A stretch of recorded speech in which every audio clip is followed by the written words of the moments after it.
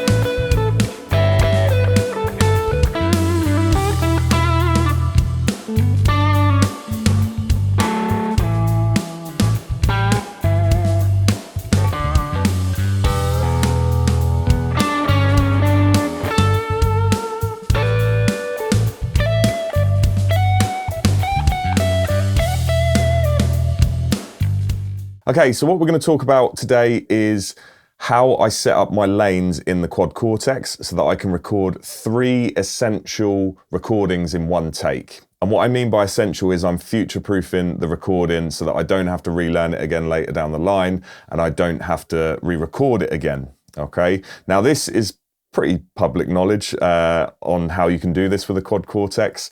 You can do it in 2 ways. I tend to do it in the analog way, so you're going to need 4 TRS cables if you're going to be doing that, 3 or 4. But a lot of people would do it when they use their quad Cortex as an interface via USB, because that gives you 8 outputs, 8 USB outputs. So you could essentially have 4 stereo outputs. So I've never used my quad Cortex as an interface, so I can't explain how you do that, but it's pretty much the same thing as the analog way. You just have to work out which USB outputs relate to which inputs on your DAW.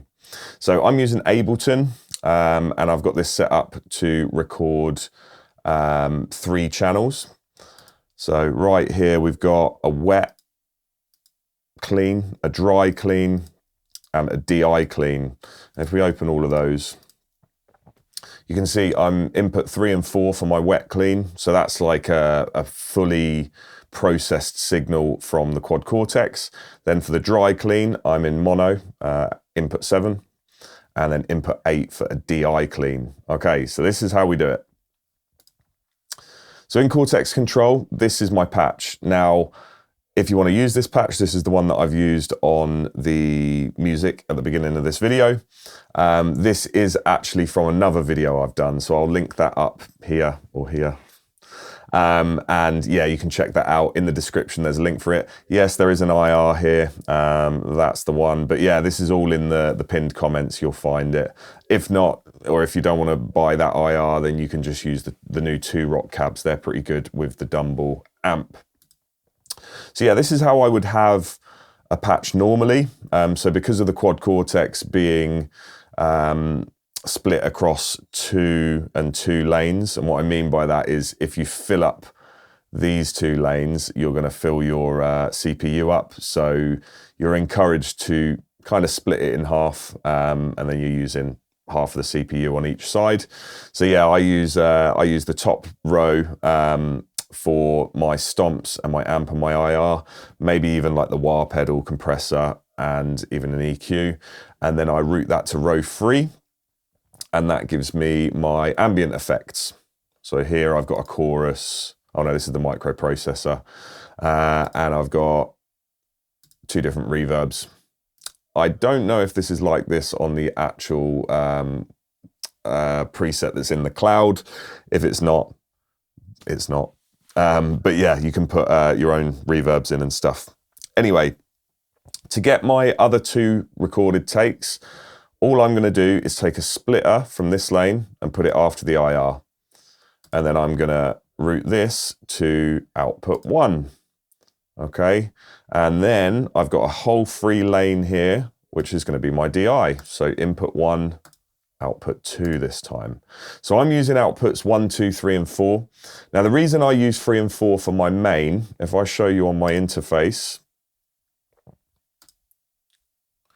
now inputs 1 and 2 are mainly for front of house. So in the manual, I can't remember how many dB it drops by, but the output is a lot lower than outputs 3 and 4. So because of that, I use 3 and 4 as my main because I'm going TRS into my interface. And then I've got the XLR cables coming out of outputs 1 and 2, and they're going into the back of my interface. And here you can see I've added 10 decibels of trim. So that's going to differ from interface to interface, but you want to make sure it's trim and not gain here. So my interface recognizes whether I've put in a microphone or I've got something that's line level. So you want it to be in the line input on your interface, and then you can adjust the trim, and then you've basically, you're just boosting it with no gain.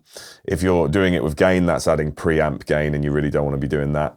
So yeah, I have to add 10 decibels on each of those tracks. They're in stereo, so they're joined here. So yeah, they go up together. You can unlink them, but yeah, they're linked because they're stereo.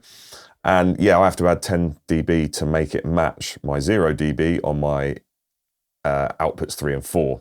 So that's why I'm using 3 and 4. And then 1 and 2 are mono tracks now. Now this is where it's probably better to use your USB outs if you want to keep the stereo recordings. So if your cab or your IR is in stereo, what it's going to do here is sum it down to mono. Okay. Now it doesn't matter that the DI is mono. That's absolutely fine because that's what you're going to be doing when you're going to be plugging into a plugin or direct into the quad Cortex. So that's absolutely fine being mono. And basically what you want to be doing is checking your levels as well. On all of these outputs, make sure you're sort of hitting this line but not going into the red.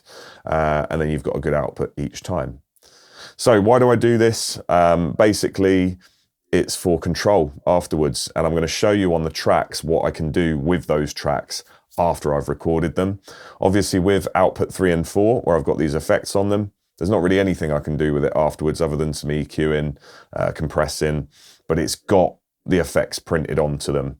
Now that's great if I've set it up and I know I'm going to use them like that, but I might get into a mix and think, oh, I wish I had more reverb. So that's where this comes into play, this one.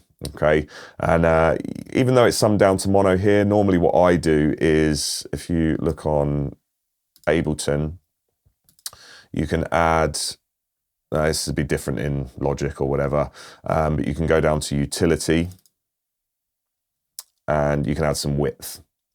Okay, so that's going to give you some more sort of stereo width. And then just put stereo effects on. You know, if you want the effects to be stereo, just put them on top of that track and you'll be good.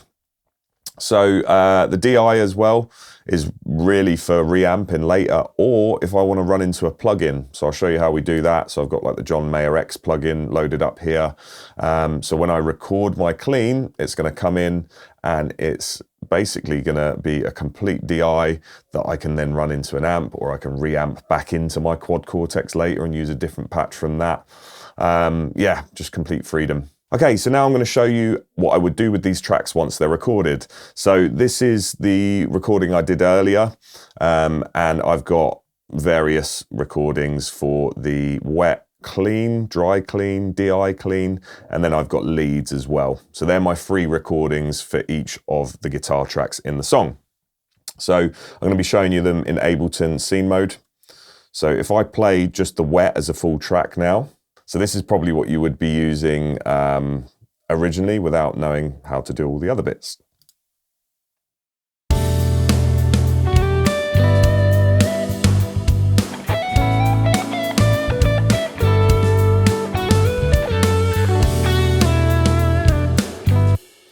Okay, so you can hear the wet clean here.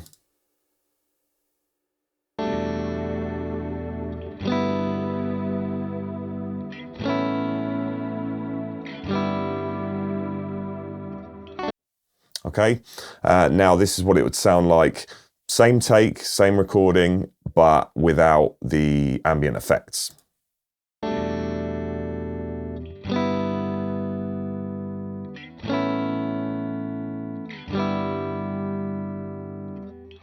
And then the DI.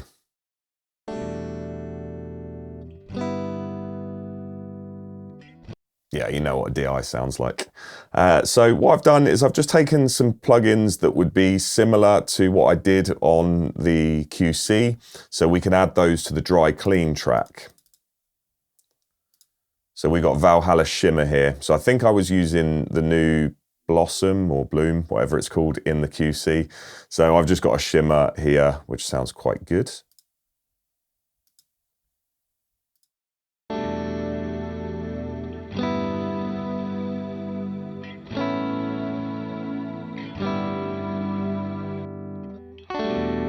You can hear it without. So now I've got full control of that track.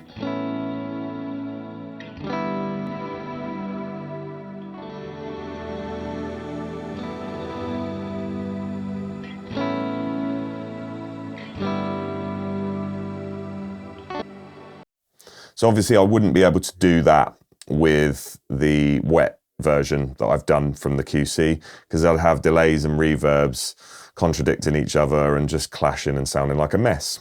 Okay, so then with the DI clean, what I've done is I've taken the John Mayer plugin. So if we play that track.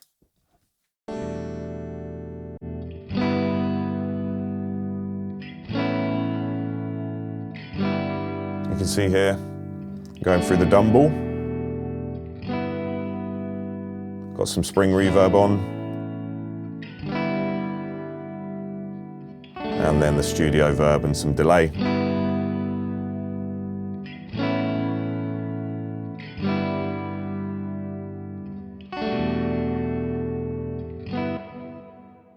Okay, so that's basically 3 ways that I can do something like that. Same with here, look, I've got the dry lead. That on its own sounds like this.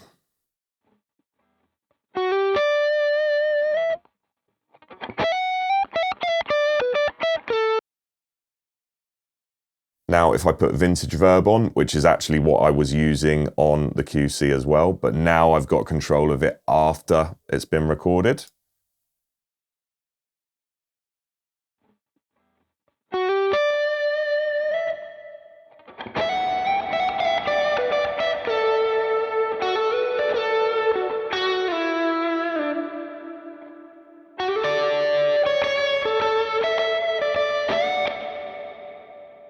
And then if I take the DI lead, going through the John Mayer plugin again.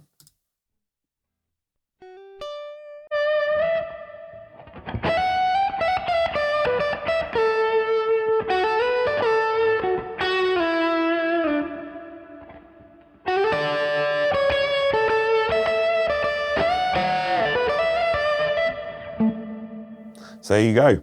I can have complete control over whatever I want when I'm mixing, and I don't have to record it again.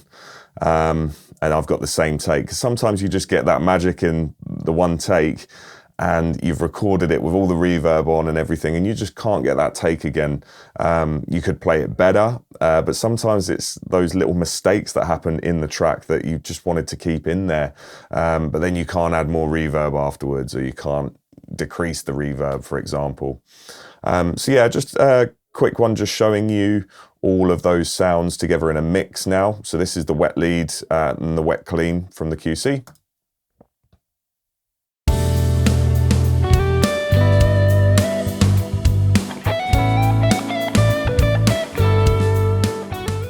Cool, and now the one that's the dry lead with the effects put on afterwards as plugins.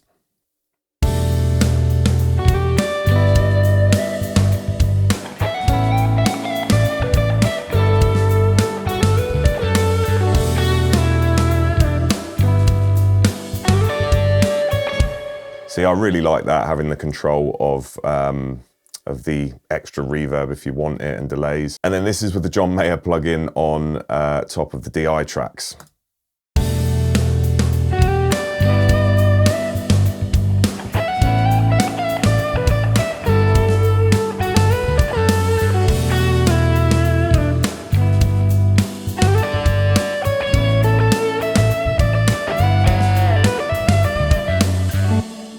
Thanks for watching, guys, and I really hope this has helped some of you today. Make sure to like and subscribe and leave a comment if you feel like it. Unfortunately, there won't be a video next week as I'm off on holiday for half term with my family. But in the meantime, if you want to check out some previous videos that I've done, or better yet, I've just released a new single. It's called Shoot Don't Talk, and the playthrough video is out now on my channel, so I'll link it down here or here, wherever it goes. Take care, and I'll see you in the next one.